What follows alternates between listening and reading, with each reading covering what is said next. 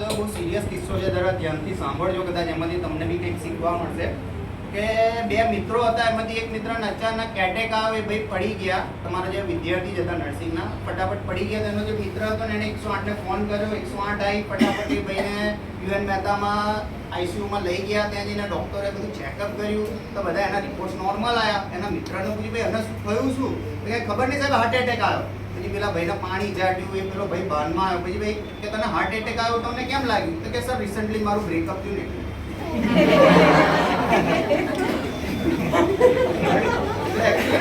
મતલબ એવો હોય છે કે હાર્ટ અને હાર્ટ એટેક ને આ બધી વસ્તુઓ જે આપણે કોમન જે કહેવાય ને વાતોચીતમાં માર્કેટમાં બહુ લાઇટલી રહેતા હોય છે, પણ એકચ્યુઅલી બહુ સિરિયસ વસ્તુ હોય છે. અને ઘણી વખત આપણે જે કહેવાય ને ડીપલી નોલેજ બહુ જરૂરી હોય છે. અને તમે લોકો ખરેખર લખી છો કે તમને આ સ્ટડી કરવા જ્યારે તમે આ ફિલ્ડમાં છો કે જ્યાં આગળ તમને સેવા કરવાની સાથે સાથે કોઈનું જીવન બચાવવાનો મોકો મળે છે. એટલે દરેક વિદ્યાર્થીને હું એમ કહું છું કે તમે બહુ ધ્યાનથી આ ફિલ્મને કહેવાય ને કે એકદમ આમ પચાવી દેજો, પી જજો, કે જેથી કરીને તમે કોઈનો જીવ બચાવો છો, કોઈનો પરિવાર બચાવો છો. આવો મોકો એક ભગવાનને મળે છે અને બીજો આપણને, રાઈટ? હવે બીજું તમે એમ કહેતા હશો કે ક્યારનો અમારો ટાઈમ વધારે થઈ ગયો છે, તો બી આ લોકો વધારે ટાઈમ ખેંચી રહ્યા છે, એટલે આપણે વધારે તમારો ટાઈમ નહીં બગાડીએ. અને જે હું ખાલી મારો એક પરિચય આપી દઉં કે ઇસ મેરા ઈમાન હૈ, મોહબ્બત કરના મેરા કામ હૈ. समझ पड़ा है ना हिंदी? इस मेरा ईमान है, मोहब्बत करना मेरा काम है.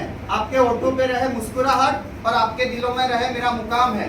Basically I am from Ahmedabad और जादुई चिराग मेरा नाम है. क्या बात है.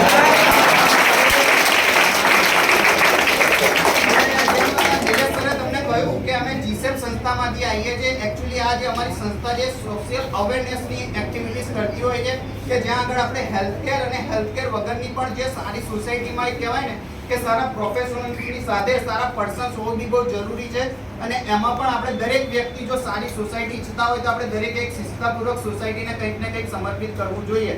તો તમારામાંથી જે પણ લોકો સારી ભાવના સાથે સમાજની સેવા કરવા માંગતા હોય એ લોકો અમારી સાથે જોડાઈ શકે છે. અમારા ગ્રુપની ડિટેલ બી તમારા મેડમ, તમારા સર તમારી જોડે શેર કરશે.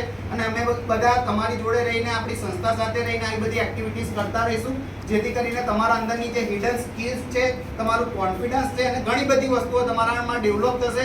અને કાલ ઉઠીને આપણે એક સારી સોસાયટીની રચના કરી શકીશું, રાઈટ?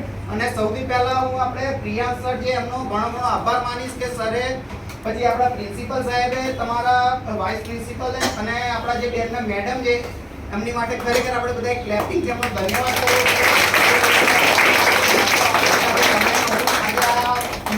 પહોંચી શક્યા છે.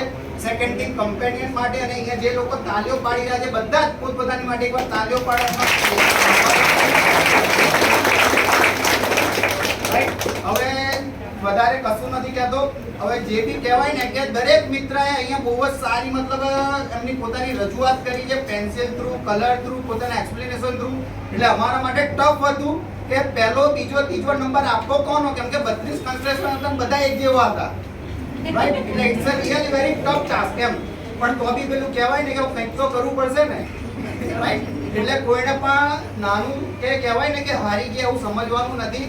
क्योंकि जो जीता वही सिकंदर तो करूँ, पर हार के जीतने वालों को भी और पिक्चर अभी तो नेक्स्ट હવે હું સાહેબને કહીશ કે આગળ એનાઉન્સ કરે અને આપણો અહીંયા સમાપન કરે, રાઈટ? Thank you.